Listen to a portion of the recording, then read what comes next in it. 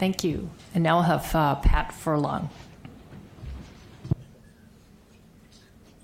Thank you. Well, first of all, I have to apologize. My slides are in the Ethernet somewhere. And so I'm just going to tell you the story of Duchenne muscular dystrophy. And thank you to Rich for setting the stage, and to Kathy for setting the stage about little boys, and to Dr. Puck for setting the stage about SCID. So Duchenne muscular dystrophy is now in clinical trials for gene therapy. It's incredibly exciting. And we're hearing continuously, these are early days. But let me take a step back and talk to you about Duchenne. So Duchenne muscular dystrophy is an X-linked disease, genetic. It's one of the most fatal diagnoses of childhood.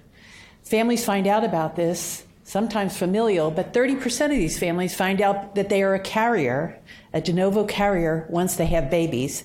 And in some cases, there are 2 or 3 boys diagnosed with Duchenne in a family. Otherwise, it can happen spontaneously in a family that a child is born and diagnosed with Duchenne. They sit in front of a doctor who talks about the prognosis of this disease. And that prognosis is that standards of care have changed and evolved. We use corticosteroids. They're started sometimes early, sometimes at plateau. The regimens vary for various medical interpretation. And these steroids will maintain walking until 10 or 11 or 12 or maybe even 13 years old. This is one of the largest genes in the human genome. The protein is equally large, in fact, one of the largest next to Titan. So we're talking about a gene with 2.4 million base pairs, 79 exons, and more than 1,000 mutations across the gene. So it's not simple. In 1986, when the gene was cloned, in 87, when the protein product was identified, there were many, many people who said, we'll do gene therapy. This will be easy and soon. So easy and soon, when we heard about this in 1987, after all, the first SCID child was treated successfully, so how hard could it be and how soon would it be? And it turns out 32 years later, we're just beginning. And so for some of us who've listened for 32 years, these don't feel like they should be early days. But what does it take to participate? First of all, you have to understand that in advocacy, we now in advocacy organizations and certainly patient advocates are exposed to the information about this disease, how well it's characterized, what's known, what mutations exist, what those mutations might say or do to predict change or progression of this disease. So we sit in audiences and listen, and these are the people, certainly not all representative of Duchenne, but these are the people that are going to join clinical trials. And often, as this is described, someone will put up a nice slide of a 65-year-old playing tennis when you've heard about the progression, off your feet by 13, not moving your arms by 16 or 17, the need for non-invasive ventilation in your late teens, and death about 28 years old, mean age of death. So you know the progression as a parent. You've heard it repeatedly in every single hospital visit, every single visit to every physician. It's reinforced because you have these standard test measures and your son is losing power. And you know every single day he's losing muscle. So the gene therapy studies have started, and it is incredibly exciting. But in gene therapy, we're not, with the virus that is used, able to deliver this gigantic gene. It's squished into a very small construct, the construct that they describe with a 65-year-old playing tennis. And I can't even imagine, as any parent in the audience, seeing a picture of a 65-year-old playing tennis that doesn't say, that's what I want. Without the explanation and repeated explanation that this particular person, this man, has had this microdystrophin on board since before birth and ever since. So the reason he's 65 playing tennis is not because someone just gave him this microdystrophin. He's had it forever. But as a parent, that's not what you want to hear. The language that you take is 65-year-old playing tennis, and you take it home and you take it to heart. So the gene therapy studies have started, and the language we hear here is 65, cure, possibility, microdystrophin. We get into a trial design. So these trials are recruited in 4 to 7-year-olds. So if your son is 8, so when? If your son is 3, can you line up? If you're looking at the potential for immune response to the microdystrophin or to the virus, do you put him in a bubble and protect him from everything and every exposure so that he can, at some point, take advantage of gene therapies? And since it's 4 to 7 years old and you have to stay 30 days approximately at the clinical site, who can do that? If you have 2 other boys with Duchenne at home, If you have a husband or a partner with an employer who's not really enthusiastic about you leaving for 30 days, if you have no supportive family around you to take care of who's at home, if you don't have resources, because much to Dr. Heiss, these little boys need to be bribed to do what they need to do, right? They're put into a study, they need to do these repeated blood tests and all the preparation for getting ready and prepared for this event, this gene therapy, and they're not so cooperative. So as a family, you need bribes, and you do them repeatedly and often, and most of the time the companies aren't supplying money for bribes, which come in all sorts of ways. Maybe bribes is a bad word. So who gets in these trials? People with resources, whether that's chutzpah or money or good employers or supportive families. They move to the clinical site or they move into this country and they line up and they'll do anything. Patients are taking loans on their homes. They're taking loans from family members, all for what is interpreted as potentially the cure. As the study started, we had 2 different doses, low dose and high dose. Low dose is interpreted as maybe not good enough. And in fact, one of the companies came out and said it was subtherapeutic. So when you sign that informed consent, first of all, it's really not very informed because you know the prognosis of this disease, so you'd really rather sign that informed consent.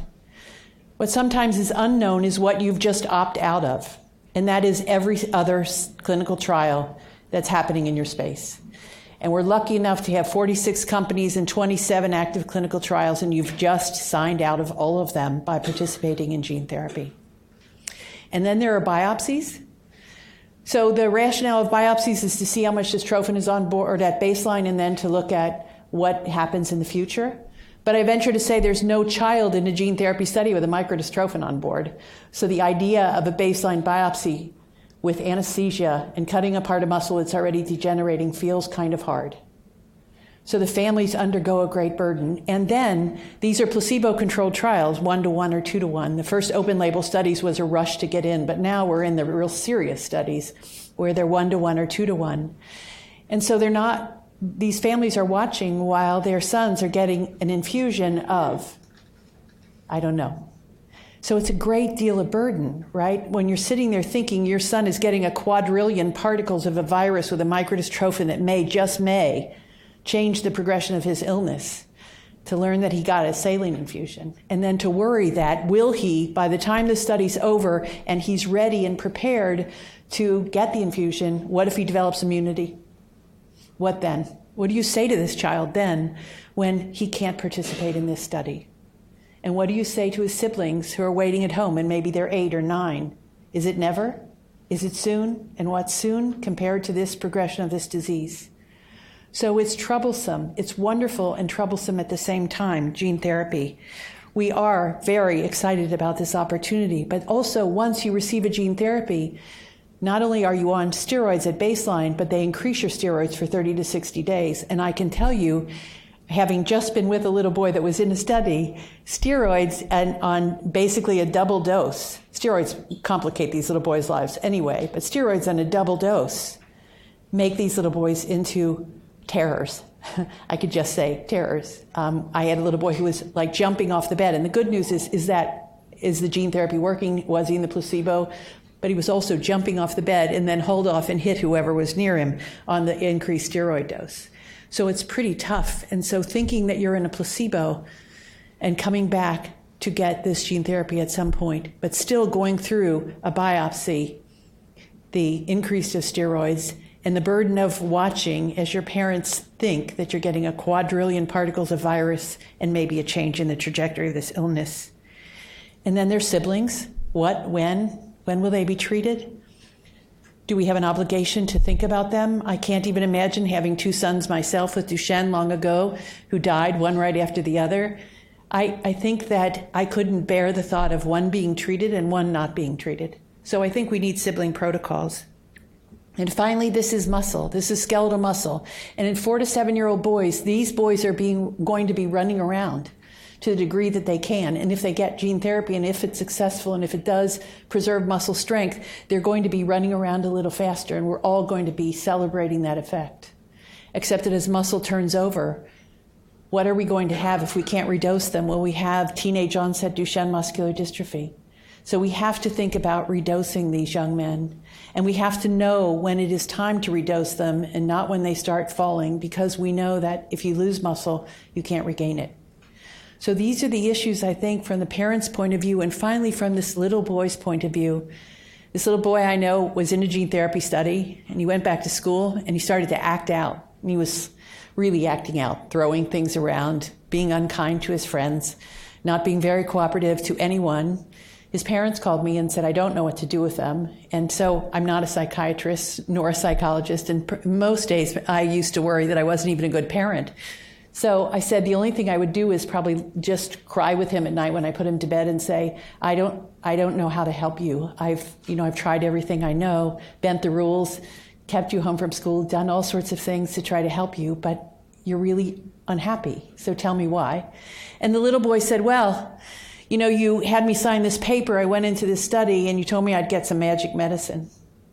I'm not magic. I didn't keep up with my friends. They knew me. I spent 30 days away from them. And then I keep going back and forth. And now I'm not better. I'm even worse than they are. And so they wonder what the magic medicine was, and I do too. So what we tell children in pediatric gene therapy trials is really, really important. And what their parents tell them is really critical. Because this is an opportunity that we've waited for, in my case, for 33 years. But in many cases, since the day of diagnosis. What is the hope? What can I look forward to? What can I do? What am I signing on to? And what am I signing out of to receive gene therapy? So I think these are the questions we have to ask. And then for the single mom with 3 boys with Duchenne who lives in Iowa that I know, how will we address her? There is no way she can spend 30 days anywhere. She can barely afford food on the table. So we have to make a system that treats every individual eligible for the therapy and in time, whatever in time means to that individual. And for me, that means preserve what they have right now today and do it and make sure you can do it forever. Thank you.